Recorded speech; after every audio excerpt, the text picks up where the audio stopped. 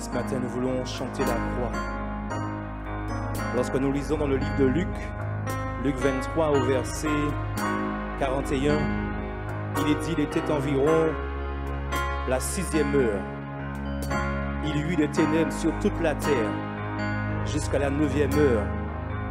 Le soleil s'obscurcit, le voile du temple se déchira par le milieu. Jésus s'écria d'une voix forte, Père, je remets mon esprit entre tes mains. Et en disant ces paroles, il expira. Nous voulons dire merci à Jésus, merci pour la croix, parce qu'il a été jusqu'au bout pour nous. C'est ce que nous voulons chanter avec vous. Merci pour la croix. Merci pour la croix, pour le prix payé, car tu t'es donné sans rien retenir.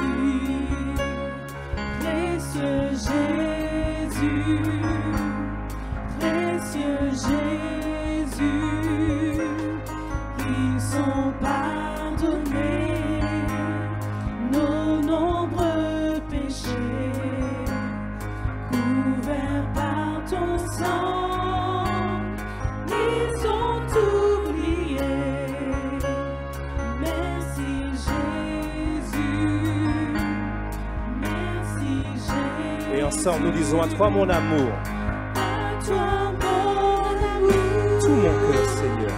tout mon cœur Seigneur, je ne comprendrai jamais pourquoi tu m'aimes.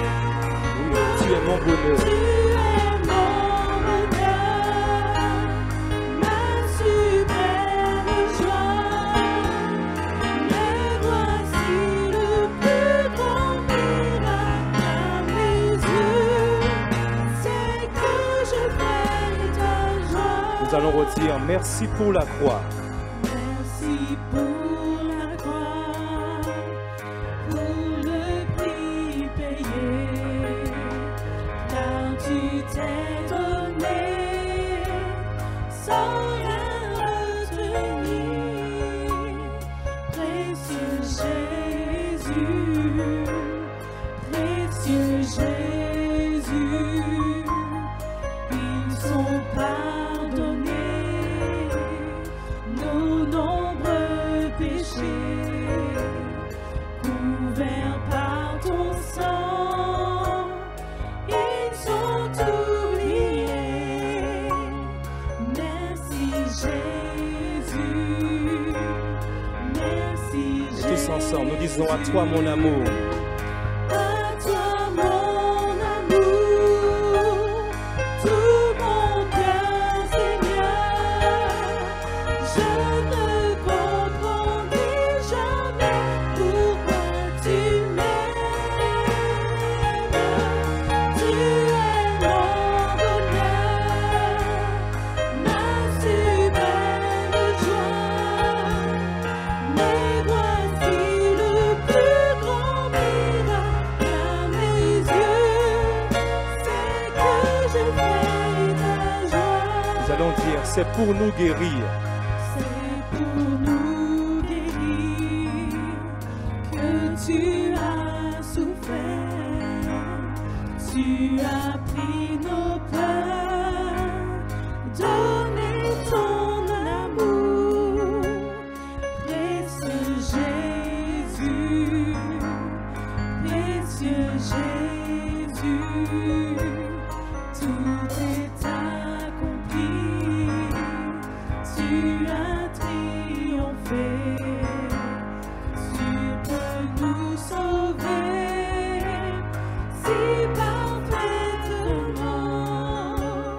Merci Jésus, merci Jésus. Alors à toi mon amour Seigneur. À toi mon amour, tout mon cœur Seigneur, je ne comprendrai jamais pourquoi tu m'aimes. Tu es mon bonheur, ma suprême joie.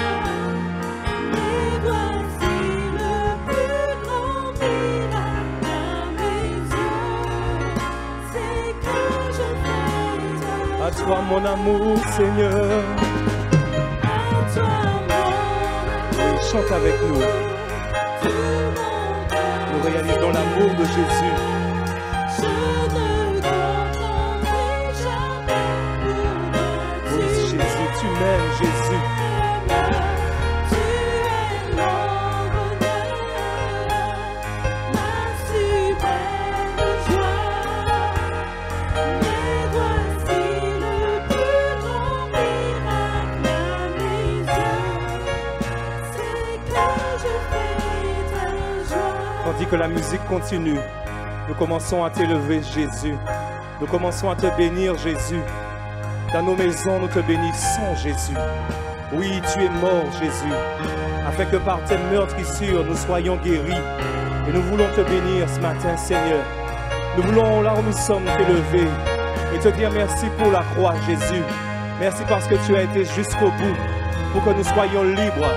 Pour que nous soyons libres ce matin d'adorer le Père, d'adorer le Fils. Alors merci, Jésus. Merci pour la croix. Et en effet, à toi, mon amour, tout mon cœur, Seigneur, plus qu'un chant, c'est ce que nous voulons te dire avec notre cœur. Merci pour la croix. Merci pour la croix, Jésus. Alors nous voulons encore te dire une dernière fois, Jésus. À toi, mon amour, Papa. Tout mon cœur, Seigneur. Oui, nous t'élevons, Seigneur. Sois béni, sois béni. Une dernière fois, nous disons à toi, mon amour.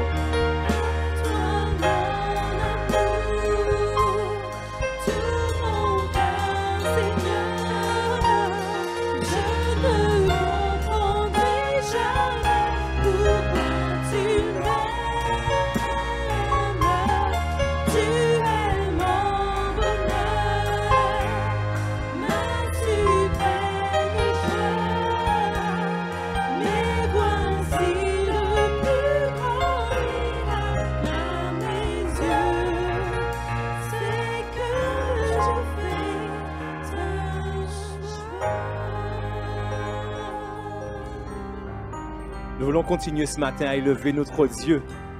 Comme nous l'avons commencé, nous voulons le bénir, le louer à travers ses noms. Les noms qu'il a dans la Bible. Et la Bible nous parle de notre Dieu comme étant Adonai. Adonai est le Seigneur qui gouverne tout. Ce nom nous rappelle que notre Dieu a tout pouvoir et toute autorité sur toute chose. Et c'est pour cela que ce matin nous proclamons que nous n'avons plus besoin d'avoir peur. Parce que notre Dieu est à nos côtés. Nous voulons chanter, nous adorons Adonai.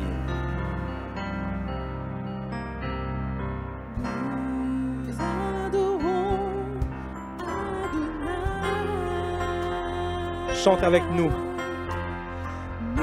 Nous adorons El Shaddai. Là où tu es, proclame ton Dieu, le Dieu Tout-Puissant. Ton grand nom. Et nous disons, nous te louons, Seigneur.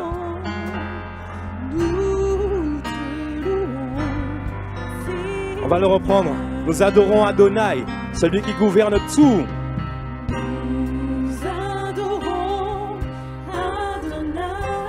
Nous adorons également El Shaddai, le Tout-Puissant. Nous adorons El Shaddai. Nous élevons ton grand nom. Nous élevons ton grand nom. Nous te louons, Seigneur. Et nous disons de même cœur pour le Seigneur, de même cœur. Le Créateur, du vrai bonheur. tu es glorieux, mon roi. Tu es glorieux, mon roi. Et tu fais de moi ton serviteur. Tu fais de moi ton serviteur. Père, je veux que ma joie demeure. Je veux que ma joie demeure. Car c'est en toi. Car c'est en toi que je veux être éternellement. Nous allons redire ces mêmes paroles. Nous adorons Adonai.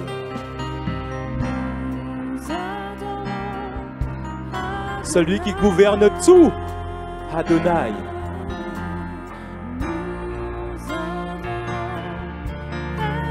El Shaddai, le Dieu Tout-Puissant, le Dieu Tout-Puissant.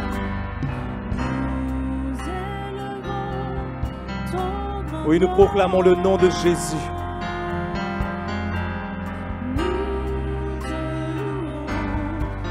Et avec nous, de même cœur, de même cœur. De même cœur pour le Seigneur. Le Créateur. Le Créateur. Est-ce que tu réalises ça? Tu es glorieux, mon roi. Et il fait de toi son serviteur. Tu fais de moi. Tu fais de moi ton serviteur. Et je veux que ma joie demeure. Car c'est en toi que je veux être éternellement. La musique seulement, la musique. Oui, Seigneur. Nous prenons plaisir, Seigneur, ce matin, à te louer, à te célébrer, à t'adorer, Seigneur. Toi qui es le Dieu Adonai, le Dieu Tout-Puissant, le Dieu El Shaddai. Nous voulons t'élever, Seigneur. Nous voulons t'élever sur toutes nos peurs. Oui, Seigneur. Là où tu es, loue ton Dieu, adore ton Dieu avec tes mots, tandis que la musique continue. Adore ton Dieu avec tes mots, là où tu es. Jésus. Oui, Seigneur. Ton peuple élu t'adore. Ton peuple élu te célèbre, Seigneur, notre Dieu. El Shaddai. Jéhovah Nissi, Jéhovah Shalom. Jésus. C'est vers toi que nous faisons monter ces notes de musique, Seigneur. Non pas à nous, mais à toi, toute la gloire, Seigneur. Et nous allons dire, de même cœur pour le Seigneur, tous ensemble, de même cœur. De même cœur pour le Seigneur, le Créateur du vrai bonheur. Tu es glorieux, mon roi. Tu fais de moi ton serviteur. Oui, papa. Et je veux que ma joie demeure. Car c'est en toi que je veux être éternellement. Sans la musique, nous allons dire de même cœur, de même cœur. De même cœur pour le Seigneur. Dis-le là où tu es. Le Créateur du vrai Proclame ton Dieu. bonheur. Tu es glorieux, mon roi. Là où tu es, proclame ton Dieu. Tu fais de moi ton serviteur. Père, je veux que ma joie Oui, Seigneur. demeure. Car c'est en toi que je veux être. Une dernière fois, de même cœur pour le Seigneur avec la musique, de même cœur. De même cœur pour le Seigneur. Jésus, Jésus, sois élevé. Sois élevé dans ma maison. Sois élevé dans ma famille. Sois élevé dans mon église, Seigneur.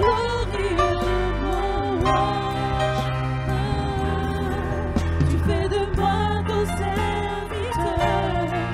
Et je veux que ma joie demeure. Car c'est en toi que je veux être éternellement. Oui, car c'est en toi, Seigneur. C'est en toi, car c'est en toi que je veux être éternellement, éternellement. C'est en toi que je veux être éternellement, éternellement. Car c'est en toi que je veux être éternellement. Merci, Seigneur. C'est ce que nous voulons, papa. C'est ce que nous voulons. Alléluia. Loin des bruits de la ville, ton nom, comme du miel sur mes lèvres, ton nom, Emmanuel. On va redire la même chose. Ton nom loin des bruits de la ville. Loin des bruits de la ville, Comme du miel sur mes lèvres. comme du miel sur mes lèvres, ton nom, Emmanuel. Son nom est comme un parfum de grand prix. C'est ce que nous voulons dire avec vous. Là où vous êtes. Comme un parfum de grand prix, Comme une brise légère. comme une brise légère, ton nom, Emmanuel. On va redire la même chose. Ton nom loin des bruits de la ville. Loin des bruits de la ville, Son nom est comme du miel. comme du miel sur mes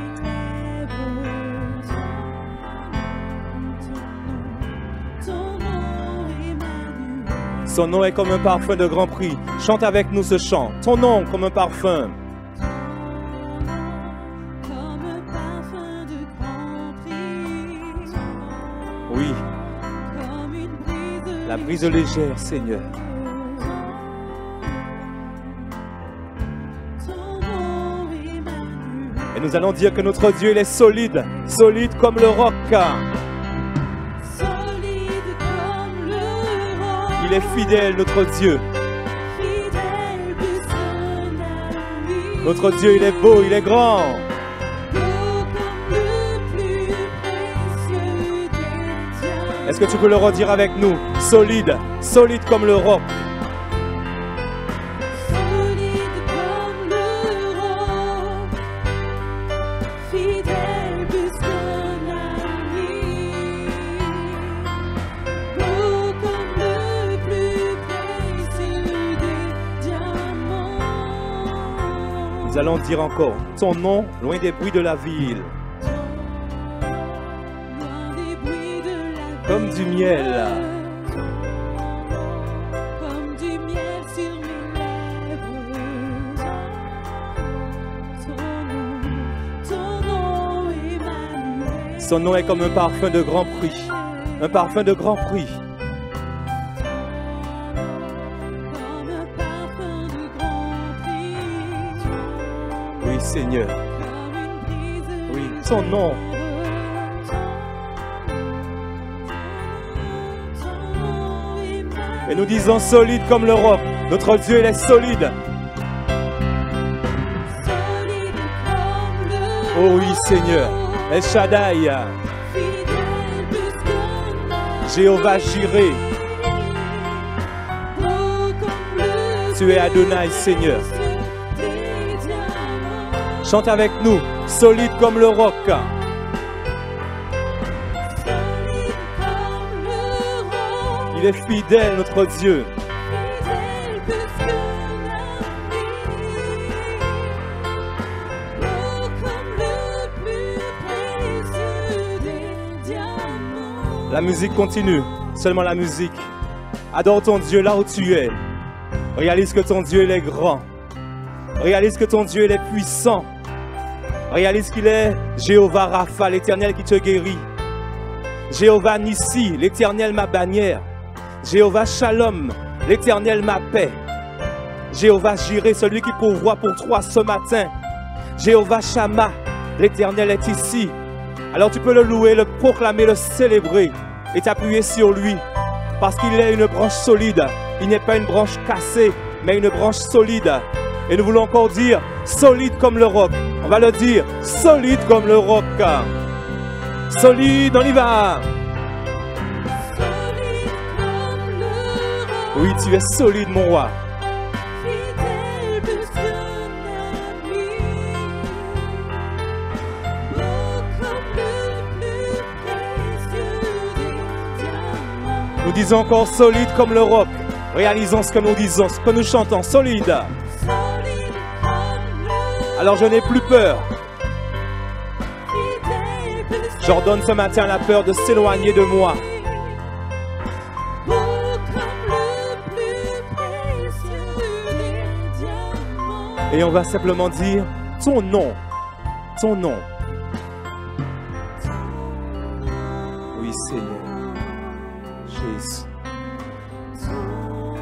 Chante avec nous ton nom. Alléluia. Ton nom. Encore une fois, ton nom. La Bible dit que dans le nom de Jésus, dans le nom de Jésus, les malades sont guéris. Dans le nom de Jésus, ils saisiront des serpents. Dans le nom de Jésus, s'ils boivent quelques breuvages mortels, cela ne leur fera aucun mal. Dans le nom de Jésus, ils parleront de nouvelles langues. C'est ce que nous voulons proclamer sur ta vie, sur nos vies. Que dans le nom de Jésus, dans le nom de Jésus, dans le nom de Jésus, nous sommes plus que vainqueurs. Alléluia. Ton nom, Emmanuel. Alléluia. Merci Jésus. Merci Jésus.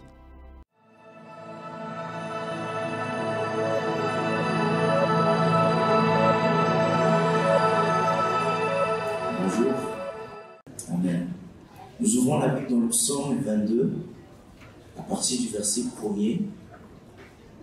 Psaume 22, à partir du verset 1er. Aux chers des chantres, sur Biche de l'aurore, psaume de David. Mon Dieu, pourquoi m'as-tu abandonné? Et t'éloignes-tu sans me secourir, sans écouter mes plaintes? Mon Dieu, je crie le jour et tu ne me réponds pas, la nuit et je n'ai point de repos. Pourtant tu es le Saint, tu sièges au milieu des louanges d'Israël. En toi se confiaient nos pères, ils se confiaient et tu les délivrais. Ils criaient à toi et ils étaient sauvés. Ils se confiaient en toi et ils n'étaient point confus. Et moi je suis un ver et non un homme. L'opprobre des hommes et le méprisé du peuple. Tous ceux qui me voient se moquent de moi. Ils ouvrent la bouche, secouent la tête. On va s'arrêter là. Amen. Ce psaume, c'est le psaume de David. On est le roi David. On voit que dans ce psaume, il cherche Dieu. Il cherche la présence de Dieu. Il se tient devant le Seigneur. Il cherche auprès de lui son secours. On voit qu'il est dans le besoin. On voit qu'il est dans le manque, dans la perturbation. Et il vient chercher la face de Dieu. Il vient chercher auprès de lui le secours. Mais il a l'impression qu'en même temps, ses prières ne montent pas vers le ciel. Il a l'impression que Dieu ne répond pas. Et il crie le jour, il n'y a pas de réponse. Il crie la nuit, il n'y a pas de réponse. Et pour lui, Dieu semble rester silencieux. Pourtant, il crie la nuit, le jour. Il se rappelle même de comment Dieu a exaucé les pères, ses pères à lui qui se sont confiés en lui, et comment Dieu a secouru, comment Dieu a manifesté sa grâce. Mais pour lui, il semble que Dieu ne le voit pas. Dieu n'entend pas ses cris. Il nous expose un peu son cœur. Certains même se moquent de lui. Et il garde silence. Dieu garde silence. En lisant ceci, je me suis dit, n'est-ce pas là parfois ce qui nous arrive? Alors que tu cries à Dieu, alors que tu cherches la présence de Dieu, tu te consacres à sa présence, tu le sers, nous cherchons Dieu de tout notre cœur, mais des fois Dieu fait silence. Est-ce qu'on peut dire amen? Des fois Dieu fait silence. Il ne parle pas, il reste silencieux, alors que nous le cherchons de tout notre cœur. Et ce matin, j'aimerais parler simplement du silence de Dieu. Quand Dieu fait silence. C'est le titre de mon message. Mais avant d'aller plus loin, qu'est-ce que le silence de Dieu? Eh bien, le silence de Dieu, c'est quand Dieu ne donne aucune parole. Le silence de Dieu, c'est quand Dieu ne donne aucune révélation. Dans le livre de Samuel, 1 Samuel au chapitre 3, il est parlé de l'Éternel, la voix de l'Éternel qui était rare. Il y avait là aussi le péché. Le silence de Dieu, c'est quand Dieu ne nous parle plus, alors que nous crions à lui. C'est lorsque Dieu ne se révèle pas, il fait silence. C'est quand Dieu ne dit aucun mot, alors que tu t'attends à lui, alors que tu t'attaches à lui. Ça ne veut pas dire que Dieu est fâché, ou encore Dieu nous condamne et que Dieu ne veut absolument pas nous parler. Il ne veut absolument pas nous écouter. Non, il nous écoute, on le verra tout à l'heure. Mais parce que Dieu le sait, il sait à quel moment nous répondre, alors il fait silence. La Bible nous enseigne que Dieu parle tantôt d'une manière, tantôt d'une autre. Mais là, on ne prend point garde. Mais il y a des moments où Dieu choisit de ne pas parler. Choisit de nous parler en fait par son silence. Il se tait. Et bien souvent, parfois même dans les moments difficiles de nos vies, lorsque nous passons par toutes sortes de difficultés, nous crions à lui, nous jugeons nécessaire que Dieu doit nous répondre à ce moment-là. Mais à ce moment-là, Dieu fait encore silence. Lorsque nous avons des sujets, nous voulons entendre Dieu, mais Dieu ne dit rien. Dans Matthieu 27, verset 46, c'est le Seigneur Jésus lui-même qui dira « Mon Dieu, pourquoi m'as-tu abandonné ?» Dieu est silencieux. Ou encore, Habakkuk chapitre 1, à partir du verset 2, vous regarderez le livre d'Habakkuk commence par ce verset « Jusqu'à quand, ô Éternel ?» Jusqu'à quand? Je crie, j'ai crié, tu n'as pas écouté. J'ai crié vers toi à la violence et tu ne secours pas. Oui, on aimerait que Dieu nous parle constamment. On aimerait que Dieu nous réponde. On aimerait que Dieu donne une réponse, surtout lorsqu'on passe par des moments difficiles. Mais parfois, Dieu choisit le silence. Alors, j'aimerais voir 3 points. Quelles sont les raisons parfois? Alors, il peut en avoir beaucoup, mais je veux voir que 3 raisons pour lesquelles Dieu parfois reste silencieux. Premièrement, pourquoi Dieu reste silencieux? Premièrement, c'est que Dieu est souverain. Amen. Ah, ça, on n'aime pas trop. Il est souverain. Amen. Ça veut dire que Dieu, il parle quand il veut. Ça veut dire qu'on ne force pas Dieu à parler. Il parle quand il veut. La souveraineté de Dieu, c'est le pouvoir libre et illimité de Dieu qui lui permet d'exercer son autorité, son pouvoir sur toute création, sur tout ce qu'il veut, le contrôle absolu de Dieu sur tout ce qu'il veut. La souveraineté de Dieu veut dire que Dieu accomplit toutes choses selon le conseil de sa volonté. Ça veut dire autrement, pour faire court, eh bien Dieu est libre de faire tout ce qu'il veut. Il n'a d'ordre à recevoir de personne. Il est souverain.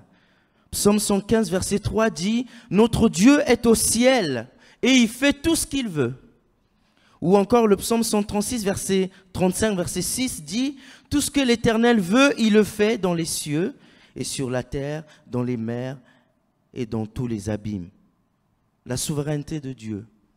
Dieu est souverain. Ça veut dire que quand il décide de faire quelque chose, il le fait selon le conseil de sa volonté, quand il veut, et il n'a d'ordre de recevoir de personne. Il est Dieu. Dieu nous répond quand il veut, pas quand ça nous convient, pas nécessairement, pas forcément quand moi je le veux, mais c'est comme lui il veut. Amen. Autant où lui il veut. Autant marqué que Dieu veut. Alors ça ne veut pas dire que Dieu ne considère pas nos prières. Ça ne veut pas dire que Dieu ne considère pas nos requêtes. Non, c'est notre Père. Il aime ses enfants. Il entend la prière de la foi, la prière d'un cœur qui s'élève vers lui.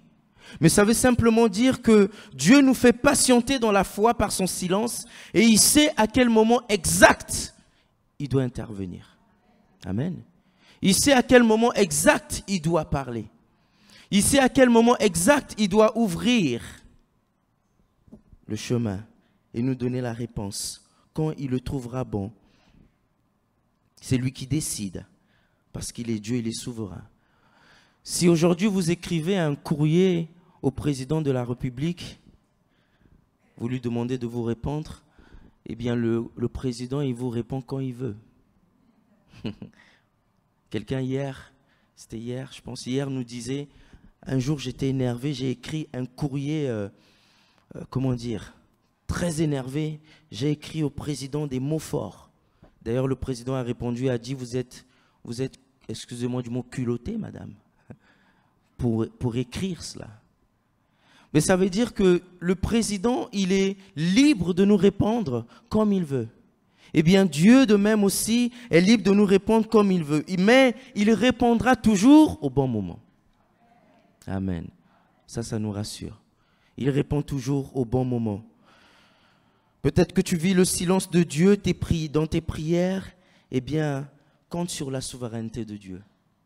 Il va répondre. Je continue. Il y a quelque chose d'excellent, quelque chose d'extraordinaire. Et ça, en le méditant, ça m'a encore rassuré. Il y a une chose dans la souveraineté de Dieu, c'est que Dieu concilie, il relie sa souveraineté à son amour. Souvent, lorsqu'on parle de souveraineté de Dieu, ça peut paraître rude. Dieu fait ce qu'il veut et nous, on va subir. Parfois, on pense comme ça. Dieu est souverain, donc il va faire tout ce qu'il veut. S'il veut nous faire mourir, oui. Mais nous, on est là en train de subir, un peu comme des esclaves. Mais il y a quelque chose qu'on ne réalise pas toujours. La souveraineté de Dieu va de pair avec son amour. Amen. Ça va de pair avec son amour. Parce qu'il est notre Père, il veut notre bien. Il veut notre bonheur. Il veut notre joie. Il veut que nous soyons heureux en lui. Dans sa souveraineté, Dieu va prendre un homme, Abraham, dur en Chaldée, va l'arracher, va le sortir. D'ailleurs, j'ai étudié le mot Ur en Chaldée. Vous savez ce que ça veut dire? Chaldée veut dire comme des démons. Et Dieu va le sortir de cet endroit de démons, idolâtrie. Dans sa souveraineté, c'est Dieu qui a décidé ainsi. Et Dieu va décider de le bénir. Dieu va faire de lui une source de bénédiction. Il va faire des promesses. Il va décider de lui donner un héritier. Dieu va décider de faire d'Abraham quelqu'un de grand et de réaliser ses promesses. Dans sa souveraineté, eh bien, Dieu sait à quel moment il doit bénir Abraham. C'est lui qui l'a choisi. Et pendant le temps que Abraham va attendre la réalisation de la promesse de Dieu, Dieu ne va pas l'abandonner. Dieu est souverain, il a choisi Abraham, mais il ne va pas abandonner Abraham. Et là, il va concilier sa souveraineté à son amour. Dieu va se révéler plusieurs fois à Abraham et va lui montrer son amour. Il va le protéger. Lorsque Abraham va aller combattre pour délivrer son neveu Lot, Dieu va le protéger, Dieu va le garder. Dieu va lui montrer sa présence. Dieu va même lui rendre, tiens, une petite visite. Genèse chapitre 18. Dieu, dans sa souveraineté, va accomplir les promesses, comme il avait dit. Mais il va montrer à Abraham qu'il est avec lui. Il va montrer à Abraham qu'il le conduit. Il va montrer à Abraham qu'il vit avec lui. Il va montrer à Abraham par toutes sortes de moyens. Lorsque Abraham va aller en Égypte, lorsque Abraham va descendre à un endroit qu'il ne faut pas y aller et qu'il va revenir dans la honte, eh bien là aussi, il va protéger Abraham. On voit que Dieu concilie sa souveraineté avec son amour. Merci Seigneur. Aussi, il y a une parole. Dieu est souverain, mais sa souveraineté n'exclut pas son amour pour nous. Amen. Ça n'exclut pas. Quand tu t'attends à Dieu et que Dieu garde le silence, eh bien Dieu répondra au moment où il a prévu. Oui. Mais dans cette attente, Dieu va te rappeler son amour. Voilà pourquoi certains d'entre vous, vous attendez au Dieu, vous attendez au Seigneur, vous priez, vous cherchez Dieu, et Dieu ne semble pas répondre, il ne parle pas, mais tu dis, je vais rester à la maison, je n'irai pas à l'église, je suis trop abattu, mais tu te donnes quand même les efforts de venir à l'église, et là le message te parle. Ça ne vous est pas arrivé? Ou encore un frère ou une sœur vient te dire, ma sœur, mon frère, je ne sais pas pourquoi, mais toute cette nuit, j'ai eu à cœur de prier pour toi, pour un problème concernant ceci. Et tu fais le lien, tu sais que c'est le même problème que tu vis. Dieu est souverain, il fait silence, mais il montre aussi qu'il t'aime, qu'il veille sur toi. Amen. Oh, merci Seigneur. Que Dieu soit béni. Il nous rassure. Il nous montre qu'il est avec nous. Alors si je veux rassurer quelqu'un, Ésaïe 41, verset 10 dit « Ne crains point car je suis avec toi ». Et j'aime une précision de la Bible qui dit « Je suis moi-même avec toi. Je ne t'abandonne pas. Tu es sur le bon chemin. Tu ne pries pas en vain. » Amen. Même si pour l'instant il n'y a aucune réponse. Même si pour l'instant il ne semble que tu n'entends pas la voix de Dieu comme avant. Et comme si Dieu ne parle pas, eh bien tu t'attends à lui. Eh bien Dieu par son amour va te montrer sa présence. Amen. Fais-lui simplement confiance. La souveraineté de Dieu nous rassure aussi. Parce que si on sait que si Dieu est souverain, il peut faire tout ce qu'il veut. Et si donc nous sommes dans son plan, nous sommes dans le creux de sa main, eh bien dans sa souveraineté, il va nous garder. Et si Dieu peut faire tout ce qu'il veut, dans notre vie, l'ennemi ne peut plus rien faire. Amen. Ça nous rassure. Ça nous protège. Seigneur, heureusement que tu es souverain. Parce que dans cet accident, j'aurais pu mourir, mais dans ta souveraineté, tu m'as gardé. L'ennemi avait prévu un plan. Mais toi, tu l'as déchoué parce que tu fais tout ce que tu veux. Sa souveraineté nous rassure. Donc, retenons ceci, premier point. Quand Dieu fait silence, ben Dieu est souverain. Deuxième point. Quand Dieu est silencieux, c'est aussi parce qu'il travaille en nous. Lorsque nous disons, Seigneur, je veux que tu ouvres une porte. Seigneur, fais ceci. Seigneur, je vais aller plus loin avec toi. Seigneur, je veux grandir dans la foi. Seigneur, donne-moi telle ou telle chose. Eh bien, parfois, Dieu va faire silence parce qu'il va prendre un temps où il va nous tailler. Il va nous émonder. Il va sonder les pensées de notre cœur. Pourquoi tu veux obtenir telle chose? Quels sont les mobiles? Quelles sont les motivations? Quelle est la disposition de ton cœur? Et là, je voudrais prendre l'exemple de Joseph. Dans le livre de Joseph, à partir du verset 37, on ne va pas le lire, ce serait trop lent. Il nous est raconté l'histoire de Joseph, fils de Jacob, qui est haï par ses frères. Ses frères ne l'aiment pas, parce que son père l'aimait plus que ses frères. Eh bien là, un jour, Joseph, simplement, il va rejoindre ses frères. Il va passer par des moments difficiles. Ses frères vont l'attraper et ils vont le mettre dans une citerne, dans un trou. Et comme si ça ne suffisait pas, ils vont le vendre. Et aller dire à leur père que, mais voici ce qui s'est passé. Il est arrivé un drame. En fait, il a eu comme un accident et on va le vendre aux marchands. Dans Genèse 39, il va être vendu à un officier de Pharaon, chez qui il va travailler. Il va travailler, puis la femme de cet officier va commencer à aimer Joseph et vouloir coucher avec lui. Et lui, il va s'écarter, il va s'éloigner. Il va fuir le péché, entre parenthèses, fuis le péché qui guette devant toi. Amen. Ça, c'est un conseil pour un jeune. Fuis les passions de la jeunesse. Fuis le péché qui guette. Et lui, il va s'enfuir, il va se séparer. Et la femme de Potiphar va trouver un stratagème. Il va le coincer. Et lui, il va dire non. Mais comme il va s'enfuir, elle va prendre quelque chose de lui et dire, voici l'Hébreu, la personne que vous avez amenée dans cette maison, voici, il a voulu me violer. Et il va se retrouver donc en prison. Et faire plusieurs années en prison. Mais dans Genèse 41, verset 40, Dieu va le lever et faire de lui un ministre en Égypte. Amen. Un ministre en Égypte. Joseph est passé par des moments difficiles. Mais je veux relever quelque chose dans son parcours, dans son histoire. C'est que pendant les moments difficiles de Joseph, pendant les difficultés de Joseph, alors qu'il était en prison, accusé injustement et parfois même oublié en prison, on entend, vous relirez, on ne voit, on n'entend aucune parole de Dieu adressée à Joseph. La seule chose qu'il ait dit, l'Éternel fut avec lui. Il fut avec lui dans la prison. Il fut avec lui chez Potiphar. D'ailleurs, la maison de Potiphar a prospéré. L'Éternel fut avec lui. On n'entend pas la voix de Dieu. Pourtant, Dieu était présent. Pourtant, Dieu était là avec lui. Pourtant, Dieu l'accompagnait à plusieurs reprises. Dieu était présent, mais silencieux. Oh Jésus. Le silence de Dieu ne veut pas dire son absence. Amen. Ça ne veut pas dire son absence. Un jour, on raconte cette anecdote de quelqu'un qui marchait et il entendait la voix de Dieu le diriger, montrer le chemin. Et lorsqu'il marchait, il se retournait, il voyait ses pas et à côté, il voyait les pas du Seigneur. Et à un moment donné, il ne voyait plus que ses pas.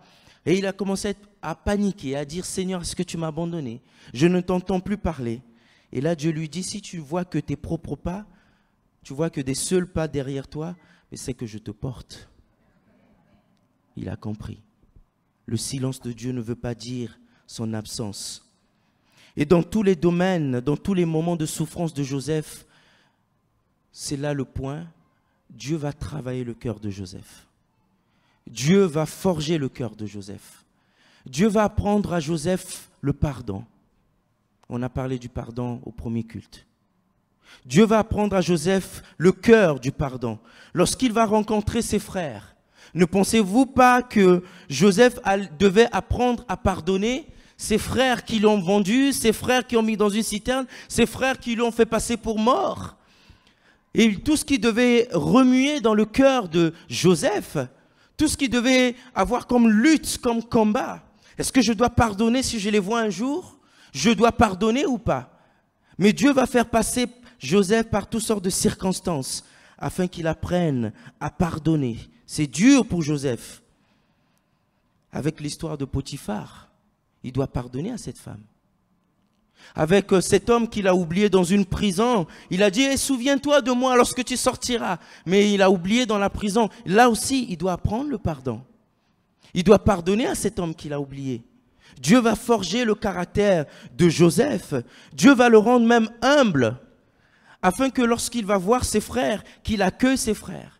Vous remarquerez au début de l'histoire de Joseph, c'est lui qui dit « Eh, venez m'écouter, j'ai fait un songe, et moi, voilà, mon étau a été prosterné, et vous tous prosternés devant moi, ainsi de suite. » Mais lorsque Dieu va élever Joseph, c'est Joseph qui va vers ses frères. Ce n'est plus vous, venez me voir, mais c'est que moi, je viens vous voir. Dieu va travailler le cœur de Joseph à être humble, l'humilité, il va forger son caractère. Il fallait qu'il passe par là. Et quand il retrouve ses frères, on voit avec quel amour, le pardon. C'est lui qui embrasse ses frères. D'ailleurs même, lorsqu'il pleure, il se retient, il se détourne, il va dans une pièce et il pleure, il pleure, il pleure. Là, il a le pardon. Parfois, Dieu est silencieux, il ne nous répond pas. Quand Dieu est silencieux, surtout dans les moments de difficulté, il y a une chose qu'il fait, il travaille dans ton cœur. Amen. Il travaille en nous. Il travaille, il travaille. Et ce travail, c'est le changement de la transformation intérieure que produit la parole de Dieu et le Saint-Esprit. C'est le travail de la sanctification. Il travaille ton caractère. Il travaille tes pensées, il travaille nos pensées, notre manière de parler, notre langage, nos paroles. Il travaille comment nous regardons les autres, comment nous considérons les autres. Il travaille, il forge, il travaille le caractère égoïste peut-être. Il change nos mauvaises habitudes. Il enlève tes mécontentements. Peut-être que tu es celui qui râle souvent. Ah, mais pourquoi? Ah. Il y en a ici, il y en a qui rigolent, se reconnaissent. Peut-être que tu es celui qui est tout le temps mécontent. Eh bien, Dieu dit, mais avec ça, comment tu peux manifester la foi? Comment tu peux croire à l'impossibilité si tu es tout le temps pessimiste, mécontent? Et Dieu travaille cela. Alors il fait silence, mais il va se servir de sa parole et le Saint-Esprit qui va révéler certaines choses, qui va mettre en lumière certaines choses de nos caractères, de nos susceptibilités, de l'arrogance, de l'égoïsme, des mauvaises pensées. Il nous apprend la patience. Amen. Soyez patients. Il t'apprend la persévérance dans la foi, la persévérance dans la prière. Il t'apprend à obéir au Seigneur, non pas à moitié, mais à obéir à une manière complète. Complètement la parole de Dieu. Il t'apprend le pardon. Et là, il forge le caractère. Et nous sommes comme le potier qui est sur le tour. Et lui, le pot qui est sur le tour. L'argile qui est sur le tour. Et lui, il est le potier. Et le potier, il va tailler, il va tailler, il va tailler. Et si le vase qu'il fait n'est pas bon, ne lui convient pas, ne lui convient pas, eh bien, il va encore tout refaire. Jérémie chapitre 18. Et il va refaire encore à sa manière. Et si ça ne lui convient pas, eh bien, on va rester sur le tour. Eh bien, plus vite tu vas obéir au Seigneur, plus vite tu vas laisser le Seigneur te travailler, plus vite tu sortiras du tour. Mais si tu ne laisses pas Dieu travailler ton caractère, tes pensées, tu resteras dans le tour. Parce que Dieu veut se servir de toi et il ne veut pas se servir des vases vils.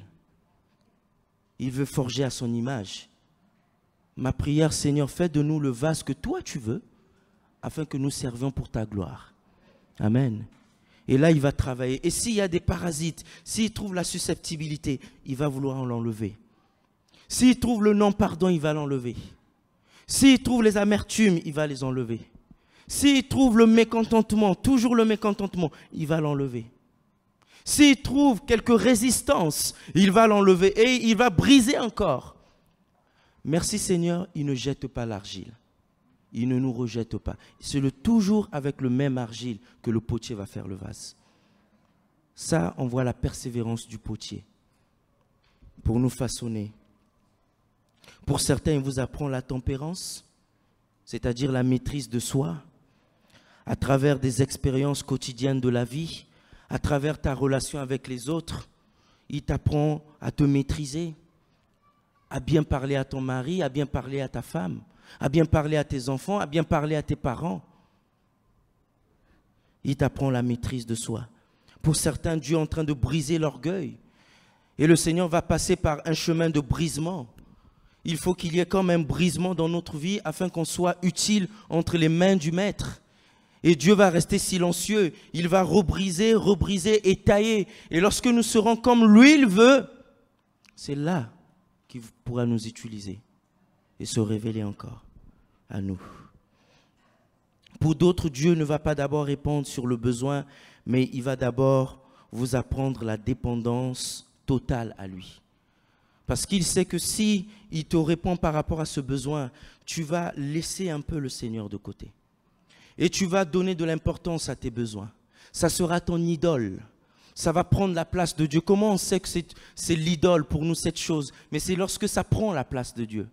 Et ça va prendre la place de Dieu. Et que va faire le Seigneur? Il ne va pas d'abord donner ce qu'il veut, ce que toi tu veux. Mais il va tailler, il va enlever tout orgueil. Il va enlever la présomption, cette chose qui te dit, mais je peux m'en sortir même par mes propres forces. Et il va te rendre dépendant de lui, afin que lorsque tu vas recevoir la bénédiction, tu n'oublies jamais le Seigneur.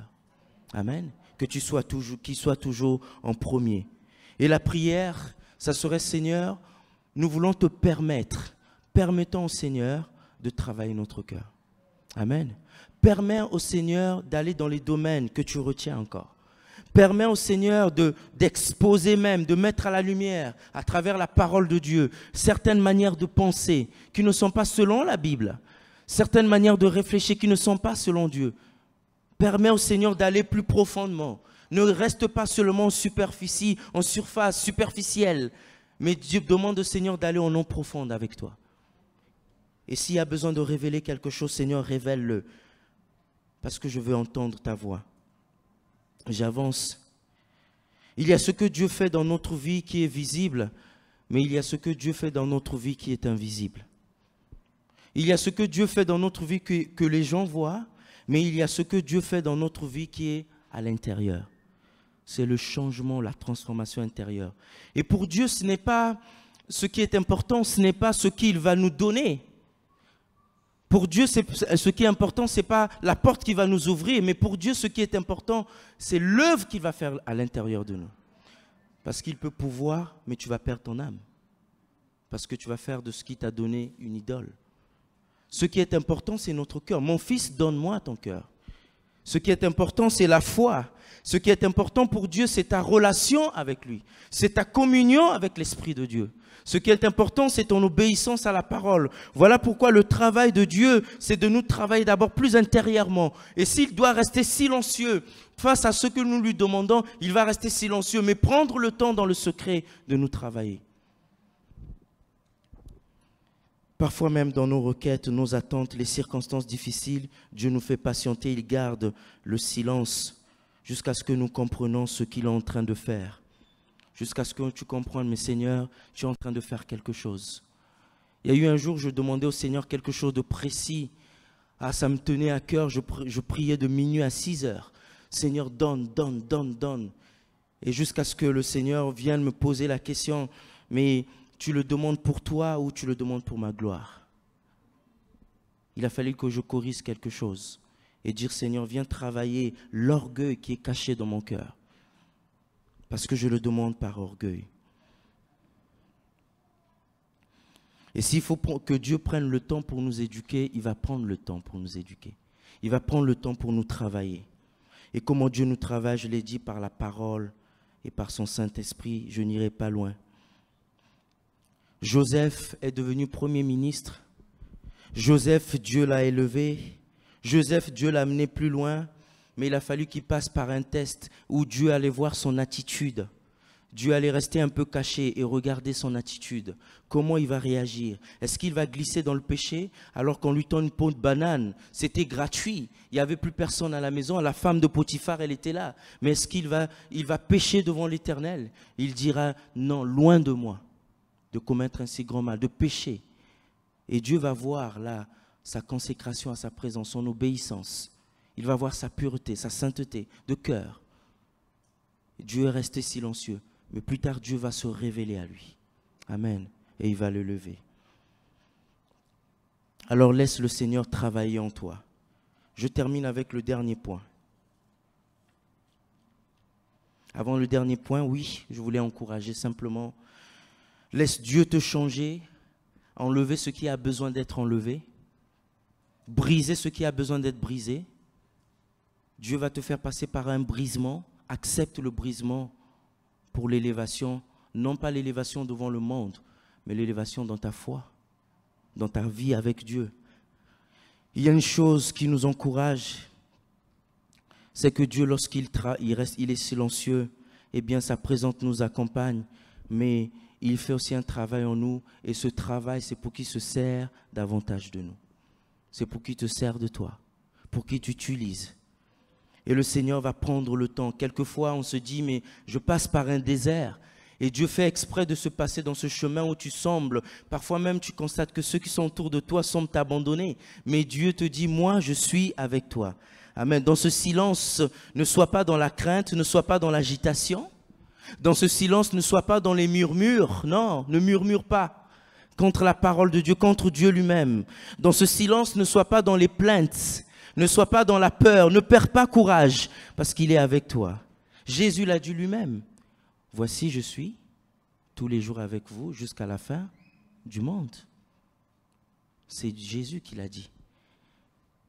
Alors reste dans la foi. Troisième point et le dernier point.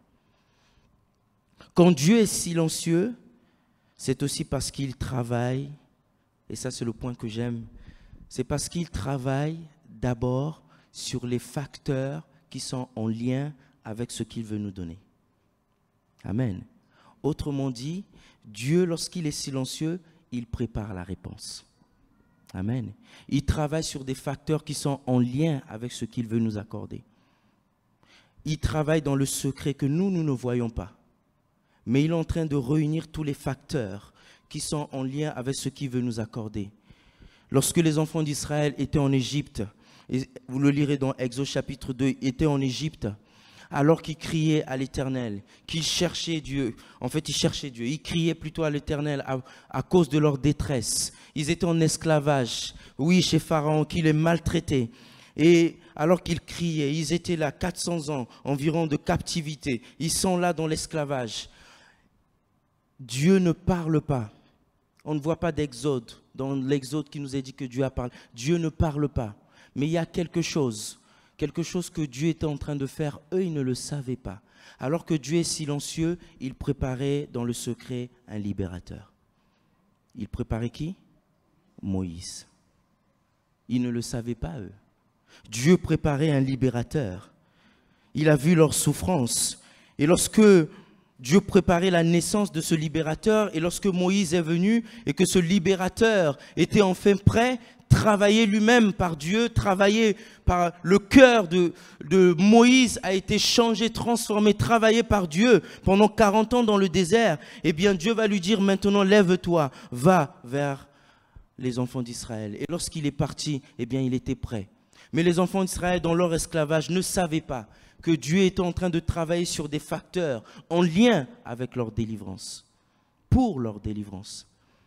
Donc Dieu travaille. Dans le silence, Dieu prépare la réponse.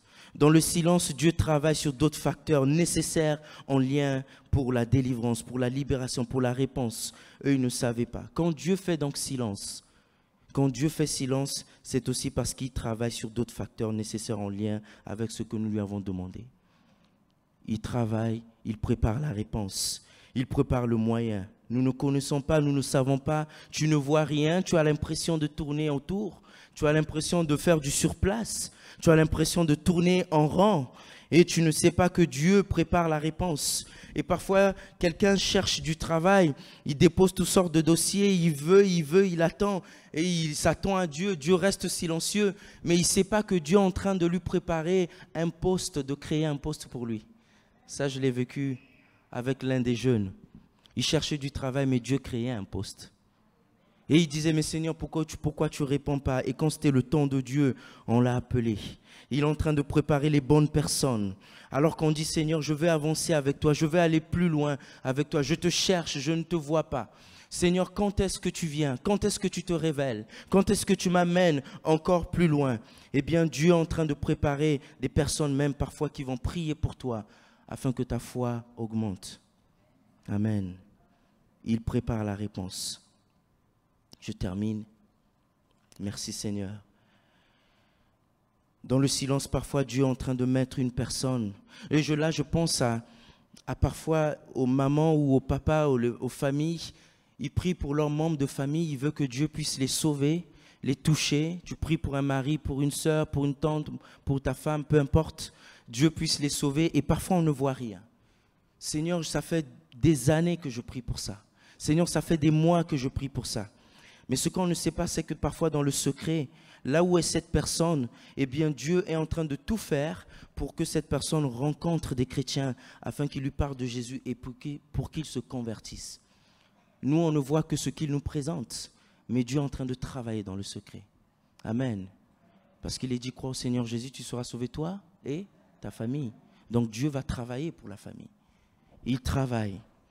Parfois on dit, Seigneur, je crie à toi pour la libération, pour la délivrance, pour ceci. Seigneur, je crie à toi pour qu'une porte s'ouvre. Dieu dit, mais je suis dans le secret, en train de réunir tout ce qui est nécessaire afin que toi, tu puisses entrer dans la bénédiction, entrer dans mon plan, dans ce que moi j'ai établi. Alors, ne crains pas le silence de Dieu. Ne crains pas que Dieu ne te parle pas encore. Mais consacre-toi davantage à sa présence. Amen. Je vais m'arrêter là. Est-ce qu'on peut simplement courber nos têtes?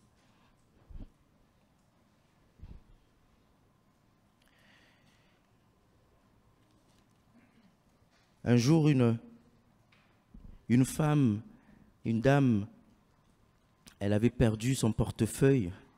Alors qu'elle avait perdu son portefeuille, elle était angoissée, elle était tourmentée.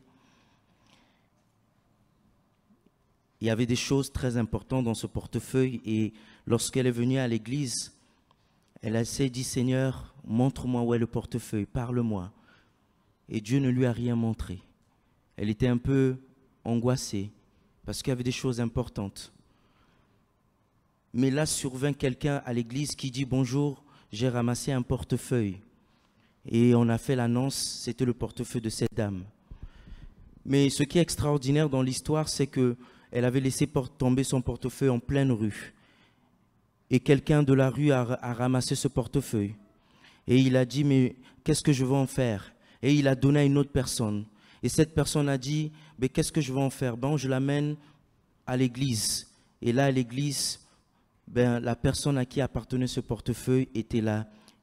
Elle ne savait pas que pendant qu'elle se tracassait, Dieu avait déjà répondu. Amen. Alors je veux simplement prier, je ne ferai pas un appel pour venir sur le devant, je veux simplement prier. Il y a peut-être de ceux qui disent, Seigneur, je m'attends à toi, comme David. Mais Seigneur, tu es silencieux, mais je désire persévérer et te faire confiance. Je désire m'appuyer sur toi. Je m'attends à toi pour tel problème et ça fait un moment que je jeûne, que je prie. Je ne vois pas encore de réponse, je ne vois pas encore de résultat. Mais Seigneur, si tu dois travailler mon cœur, je te laisse travailler mon cœur. Seigneur, je compte sur ta souveraineté, parce que je sais aussi que dans ta souveraineté, il y a ton amour, et que tu vas donner au bon moment. Seigneur, je sais aussi que tu prépares les facteurs en lien avec ce que moi je veux obtenir. Alors je te fais confiance. Et ton silence devient donc une joie pour moi. Ton silence devient donc une paix pour moi. Dans ton silence, je vais donc me réjouir. Parce que si tu ne parles pas, ça ne veut pas dire que tu es absent. Mais tu es là au milieu de moi et tu es là au milieu de nous, tu étends ta main. S'il y a quelqu'un qui est simplement dans les besoins et qui s'attend à Dieu, Dieu semble silencieux, veut qu'on prie, eh bien levez-vous simplement à votre place et je vais prier le Seigneur. Amen. Oui, le Seigneur voit. Amen. Amen. Merci Seigneur. Merci Seigneur. Alors que Dieu est silencieux, tu t'attends à Dieu. Amen. Merci mon Dieu. Amen. Plusieurs personnes se lèvent. Oh, là où vous êtes, dites simplement, Seigneur, je me confie en toi. Pardonne-moi pour les murmures. Pardonne-moi pour les pensées. Je me confie en toi. Je te fais confiance pour moi-même, pour ma famille, pour mes proches, pour mes besoins, pour ma vie avec toi, pour ma communion avec toi. Travaille mon cœur. Enlève tout ce qui a besoin d'être enlevé. Je te laisse toute la place. Je crois en ta souveraineté, mais aussi en ton amour. Je crois que tu prépares la solution et que tu réunis tous les facteurs en lien avec ce que tu veux me donner. Et je te loue à cause de ça. Et je te bénis, Seigneur. Et j'ai confiance en toi. Et je ne tomberai pas, mais je resterai levé. Par la foi, je tiendrai. Je me confie en toi. Et tu vas agir au moment où toi tu as prévu.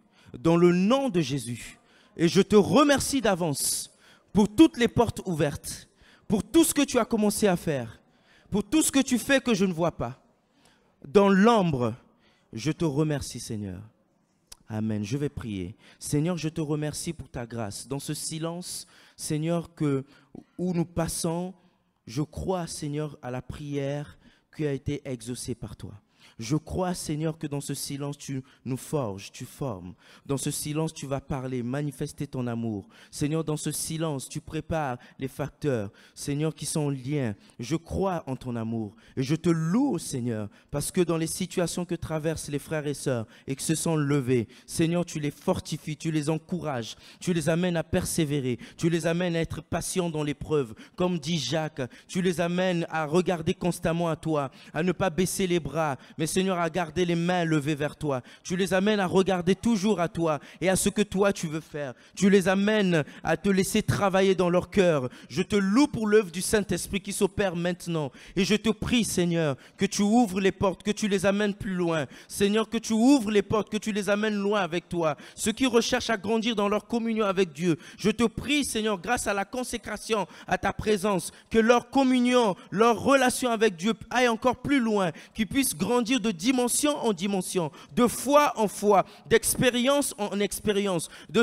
satisfaction en satisfaction en toi, oh, de guérison en guérison, qu'ils te voient, Seigneur, à l'œuvre dans leur vie. Je te prie afin que tu ouvres les portes, Seigneur, là où ils s'attendent à toi, peut-être pour une prière pour la famille, pour eux-mêmes. Seigneur, ouvre les portes, Inestafen, Lina Ostegan, Mailesan, ouvre les portes au nom de Jésus-Christ et que ta gloire soit éclate, soit manifestée dans leur vie. Merci parce que tu ne les abandonnes pas. Dans ce silence, tu es avec eux, tu les portes, Seigneur. Tu as dit dans Ésaïe 41:10, ne crains point, car je suis moi-même avec toi. Ne promène pas des regards inquiets. Oh, je te soutiens, je viens à ton secours. Et tu es à son secours. Tu es à leur secours. Et tu veilles sur ta parole pour l'accomplir. Merci pour toutes les promesses que tu as données. Au nom puissant de Jésus-Christ, dans le nom de Jésus. Est-ce qu'on peut remercier tous ensemble le Seigneur? Remercie Dieu, là où tu es. Tu dis, Seigneur, je te remercie. Remercie mon Dieu. Merci Seigneur pour ta grâce. Amen. Remercie encore le Seigneur. Merci au Seigneur 3 fois seul. Merci car il a donné Jésus-Christ, son Fils. Merci d'un cœur reconnaissant. Merci au Seigneur 3 fois seul. Merci car il a donné Jésus-Christ, son Fils.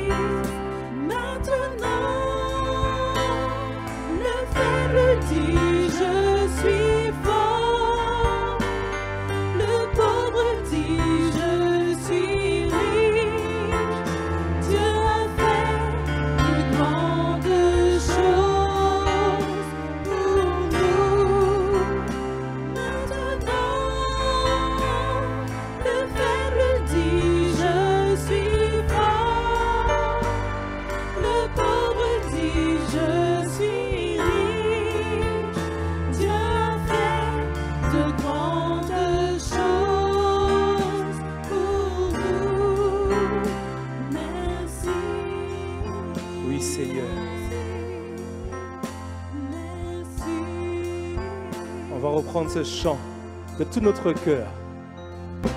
Merci d'un cœur reconnaissant. Merci au Seigneur trois fois saint. Merci car il a donné Jésus-Christ, son Fils. Merci d'un cœur reconnaissant. Merci au Seigneur trois fois saint. Merci car il a donné Jésus-Christ, son Fils. Maintenant, le faible dit je suis fort, le pauvre dit je suis riche. Dieu a fait de grandes choses pour nous. Maintenant, le faible dit je suis fort, le pauvre dit je suis riche. Dieu a fait de grandes choses. Encore une fois, maintenant. Maintenant, Oui, Seigneur. le faible dit Oui, Seigneur, je suis fort, Seigneur. le pauvre Oui, tu peux le dire. Je suis riche en Jésus. Dieu a fait de grandes choses. Réalise cela. Nous voulons le dire encore. Maintenant. Oui, nous proclamons ce matin, Seigneur, que je suis fort. Je proclame ce matin, Seigneur. Dieu a fait de grandes choses pour Et nous disons merci.